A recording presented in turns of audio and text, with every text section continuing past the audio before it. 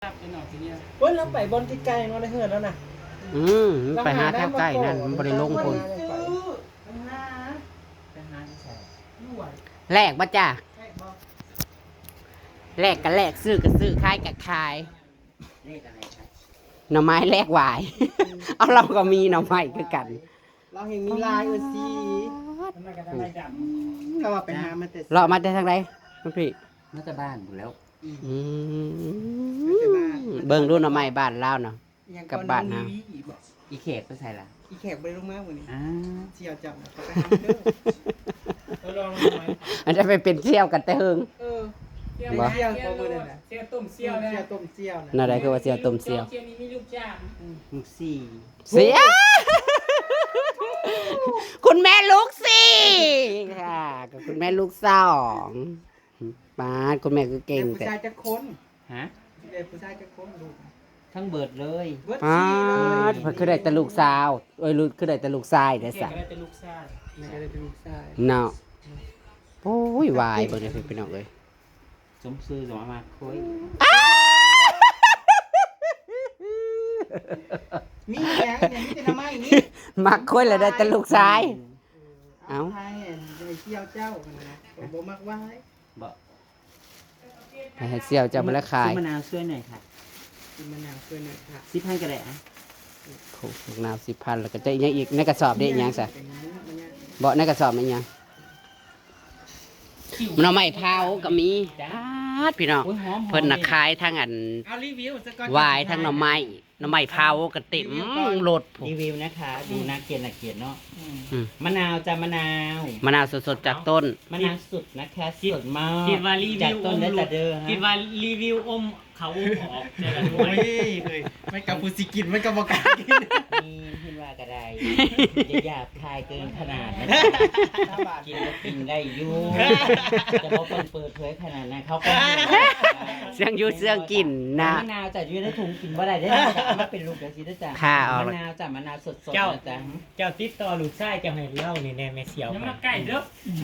นั่นลูกชายเจ้าแล้วก็อยากได้มีมาใกล้เด้อแต่ว่าพอปูแบบนี้แล้วได้กระสอบกันเอาไหมบ่มันสิตีกันกับปูกับพอปูกินกล้วยแบบนี้ใช่4 คนจักปีล่ะอายุจักปีล่ะจักว่าเพราะว่าโอ้บ่ได้ว่าแต่ขาดเด้อจักปีล่ะจะได้เขาได้ลูกเมียเบิดแล้วล่ะอ๋อได้ลูกน่ะได้โพจะไปรักเสื้อกันต่อได้วิหน่อไม้เผาได้นะเป็นตะซุปนะบ่เลยพี่หน่อไม้เต็มกระตาอยู่สิเนาะหาหน่อไม้ซื้อหน่อไม้แบบว่าโอ้ยซื้อไว้สิพ่อวาอยู่ซื้อไว้พอตีหัวกันนี่คุณแม่ว่าจะมาให้แกงกับมีเครื่องแกงอีกแล้วให้อย่านางพะคะแยงพร้อมมื้อนี้ผู้สำรถพ่วงคันนึงมันสมนี่น่ะกะหาอันคือกระดิ่งกระดาษกระดิ่งเด้อดิ่งกระดอกกระเดียที่เกียร์อาหารพันปีตุ้ยเริ่มพิษทานนั่นล่ะเสียดโอเคพ่อรีบไปหายเส้นคุยข้อหวยจับขี้รถจับมาดงนะลงพลแล้วก็เกิดฮอดคู่วะย่างขี่รถลงไปจอดอยู่ปู๊เมื่อจนใจอยากฮะเรียบร้อยไปขายดิบขายดีเด้อขายดิบขายดีไปเททิ้งเทคว้างค่ะคุณเพเสี่ยวเจ้าหูแล้วบ้องเสี่ยวนะพ่อปูกับพ่อปูกินโคยบอกข้าวจะเสพกระดอกกระเดียจะเป็นเราถึกใจวะเป็นแต่อยากแถมหน่อไม้ให้มันแม่บอกว่าปูกินโคยไม่ให้แล้วบอกนี่ว่าถึกกระดอกกระโบหายจ้ะบ่ถือกระโบหายนะมันเป็นเรื่องให้เขาหูเขาเว้าหยอกเว้าเล่นเว้าหัวบุคคลผู้ได้ชื่อว่ากะยาว่าจังได๋กะยามื้อหลวงของเพิ่นแม่นบ่ล่ะแต่เฮาอย่าบ่ต้องเก็บไปถือให้มันหนักเนาะสิว่าจังได๋กะยาชิรากะยาจ้าฟังมันสิคนอยู่แล้วบ่หลายๆจ้าขอบคุณค่ะถ้ามันมีให้กินก็คือสิดีอยู่จ้าถ้าเกิดมันบ่มีให้กินนะหลายเด้อบ่แลกกันแลกเนาะขอบคุณใจหลายๆสิแม่กินเผลอเราอยู่น่ะขอบคุณ มันนี่บ่ได้ไปนั่งงานเนาะไปหาปลาบัว อ๋อเพิ่นลงมาทาง เงินเล็กผู้หญิงชื่อแล้วไม่เนาะ เฮ็ดฮอนก็บ่ได้บ่ทางพุ่นน่ะ แล้วน่ะเรามีแต่จ่ายนะครับไปแหวะแล้ว นี่เด้นี่ บ่หนูมันก็ติว่าใต้นี่ก็คือ เจ้า ไม้หน้ำไม้ทั้งบ้านโอ้ยไอ้เฮ็ดฮอนก็บ่ออกบ่เฮ็ดโปกเฮ็ดเปียกก็บอกบ่ หิงแรงขึ้นจังซี่ล่ะจ้ะ ลอง นี่ แต่เก่าทางน่ะคือจังว่าซุ่มซื่นได้ ไปทุกที่ทะเลเนาะนี่แต่ก็เราว่าปลาแตกสวด ดำหน้าอยู่บ่คือว่าเขาหน้าบ้าน เขา ๆ ดำ บ่ บ่ อ อยู่ ยู่ ว่า ว่า มันบ่อยู่เขาสิได้อันนั้นฮะ เขาจะว่านอยู่บ่ทั้ง นี่ หมด มันก็จะว่านาวันดำผู้สิบ่ได้ดำนั่นล่ะ เนาะแม่นละเป็น ดีๆว่าไปห้องจากแห่งแล้วกันไปมึงนา นี่ก็ยังว่าแหงอยู่นี่ก็ยังบ่ได้ว่าเปียก บ้านอันแถวอันนี้บ้านหยังบ้านบ่าวน้อยบ้านนาเตยบ่แถวนี้พัดคืออันเฮ็ดออกแต่ช่วงก่อน มันก็แต่ว่าคนทางนั้น ทางนาเตย เที่ยวดีดิ น้อยบ้าน นี่เมื่อคืนบ้านก็ตก น่ะมันเพิ่นไปตกอีหยังอยู่แต่ละบ้านนาเตยบ้านเกือบ้านเกียเนี่ยมันคือตกดีแท้ คุณใจมันทำเกลือ มันไปตกห้ามเกือได้หยังกินมาดิ น้อยมาเมื่อจาก โอ้ยตะพังกะสู้กินข้าวก็บ่เอิ้น เอิ้นปูแน่ไว้เริ่มกินแล้วได้ว่าแต่เริ่มกินโค้ยเนาะเอิ้นปูแน่ไม่ได้ปูกินโค้ย ลูกไผ่กะควงควง ไปเอานี่ไง ลูกไผ่กะควงควงป้าเราจะได้ไผ่ได้เคยบ่แหละเมื่อซีนะ ถ้าแม่หาเสียงเก็บกระบังกับซอยพี่ปัสซ่าถ้าแม่จะได้เราเป็นลูกสะใภ้นี่หน่อไม้เราก็สิหาจับหาให้ปูไปขาย จงว่า จังหวะ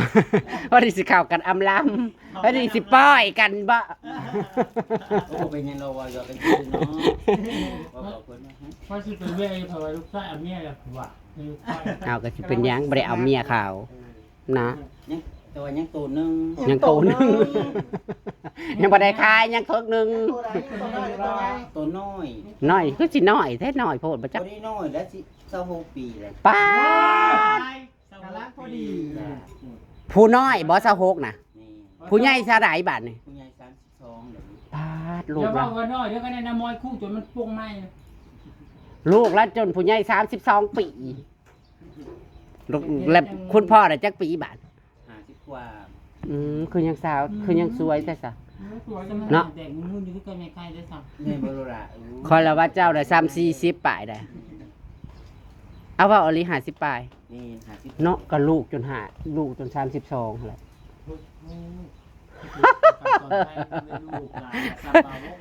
ลูกหลานจน26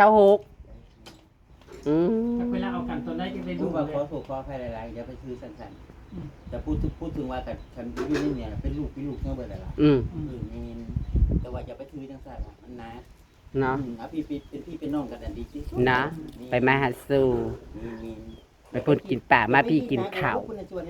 ไปพุ่นน้ำผู้ชายมาพี่กินน้ำกันด้วยหัวโป่ง บ่แล้วมาไปพูดกินปลามาพี่กินกล้วยกับให้แม่ แล้วแต่โอกาส ข้าวบินข้าวไฟมาให้เจ้า อันนี้เขาให้เสียเงินหน่อยดิ สมนี่ ขายดีขายดีเด้อจ้าสกๆมันๆพุ่นแหละโค้งให้แขก บอกกันดิแต่จะลงมือนั่นลงคลิปเขาเบิ่งแซ่บๆเขาบอก แม่นปะ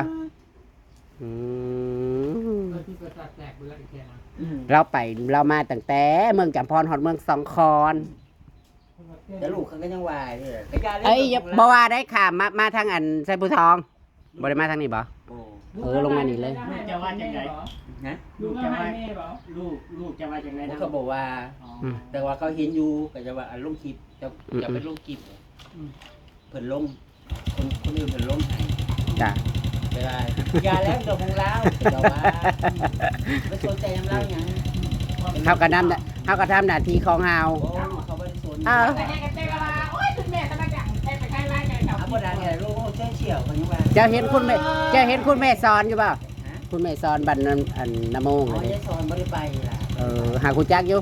จ้า น่ะแห่งคุณแม่สอนแห่งกับเปิด จ้าเลยล่ะ คุณแม่สอนน่ะแห่งกับเปิดอกแบบอย่างก็เปิดเผยแล้วน่ะเปิดเผยแห้ง เฮ้ยโคเป็นชีดองชื่อจีเขากินไปบอก อ้อยในบอโลด ไปได้ล่ะ จ้าขายดีคุณพี่ส่งมันอุ้ยวายละคันแมนบ่ได้อยากกันไปหายายนี่ออมอยู่พี่น้อง ต้องเป็นใกล้ๆต้องเป็นใกล้ๆว่า อุ้ยเอาอันตอนเรามาที่แรกก็บ่ได้ฮู้จักได้ว่าเราก็มีลูกมีเมีย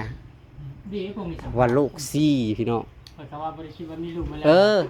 ว่าแล้ววันที่มันทำมาเมียนกันโน้ตจากไปถามเขาดูว่ามีลูก2-3คนเลย ผู้ลูกแล้วเบิ่งแล้วเพราะว่า50 กว่าปีพี่น้องลูกแล้วจน32 ปี 34 32 32รุ่นเฮา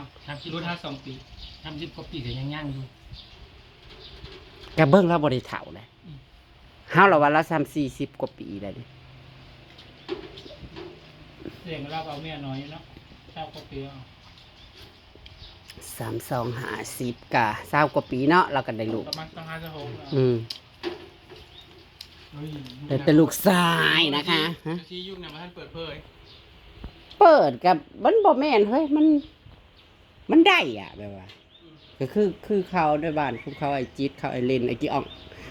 แห้งแต่ว่ากับจักสิว่าอิหยังเวียก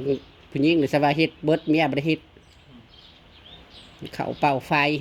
โลกะโลกบุง มาเว้าเด้อบ่ ได้เบิด ยิ่งได้ก็เอาหมดเนี่ย บ่ได้เอาผู้ชายก็บ่ได้เอา อีโปกนั่นเอาไปยิงผู้ชาย เที่ยวเว้าพื้นมัน กับแม่ กูถ่ายคลิปอยู่เว้าพื้นน้อง เป็นน้องโอ๊ย มึงนี่ก็สิได้เมียงามนี่มึงอย่าเว้า มันแปลกเด็กกระตุ้น อิหยังบัดนี้ เด็กกระตุ้นกูเจ๊ ตดบ่สิตด กำลังติดข้ามที่ สิตดใช่